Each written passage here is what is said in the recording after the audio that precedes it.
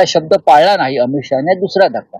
त्या धक्क्यातून ते पूर्ण कोलमडलेले आहेत आणि सरकारमध्ये त्यांची पूर्ण कोंडी झाली आहे. त्यांचे लोक उद्या समोरून काही सांगतील थोड्या वेळाने, पण सरकारमध्ये फक्त मंत्रीपद असणं 4-10 लोकांना म्हणजे मान आणि प्रतिष्ठा असतो असं नाही.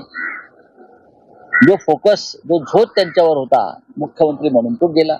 आता लोक त्यांच्याकडे जात नाहीत, लोक जातात ते फक्त पैसे मागायला जातात. पण त्यांच्याकडे पैसे आहेत. यापुढे त्यांचं राजकारण पैसा आणि सत्ता जे आहे त्याच्यावरच चालेल आणि त्यांच्याच आमदारामध्ये चलबिचल आहे की नाही तुम्ही प्रत्येकाला जाऊन विचारा. मी कशाला सांगायला पाहिजे. त्यातल्या एका मोठ्या गटावर देवेंद्र फडणवीस यांचे नियंत्रण आहे पूर्णतः.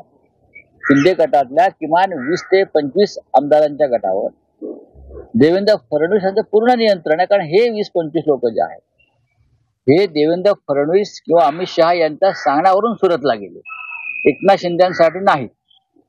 आणि आजही त्यांच्यावर कंट्रोल हे फडणवीसांचाच आहे.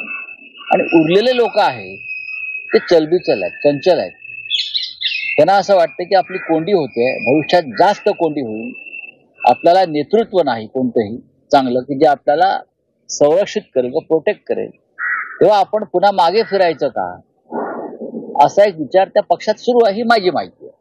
संजय शिरसाटांनी एबीपी माझाला जी मुलाखत दिली त्याच्यामध्ये त्यांनी असं म्हटलेलं की आता जोडायची वेळ आहे, एकत्र यायची वेळ, आणि जर वेळ पडली तर मी स्वतः दोन्ही नेत्यांना एकत्र आणू शकेन किंवा मी स्वतः त्यामध्ये ते अटल बिहारी वाजपेयीच आहेत ना. म्हणजे महान माणूस आहे तो, महान माणूस आहे, त्याच्यामुळे हे करू शकतात.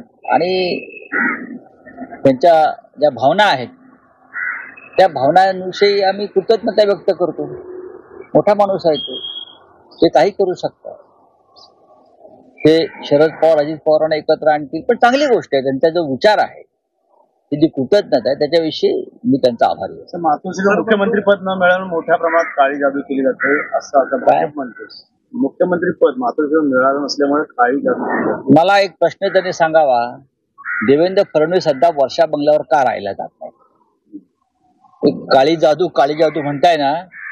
देवेंद्र फडणवीस सध्या मुख्यमंत्र्यांच्या अधिकृत निवासस्थानी राहायला का जात नाही याचं उत्तर या काळी जादूवाल्याने द्यावं. कळलं? माझ्या नादाला लागू नका. सध्या जो धर्माच्या बरोबर राहील तो जिवंत राहील. बोलिए आप. बिहार को स्पेशल पैकेज दिया गया, महाराष्ट्र हाईएस्ट।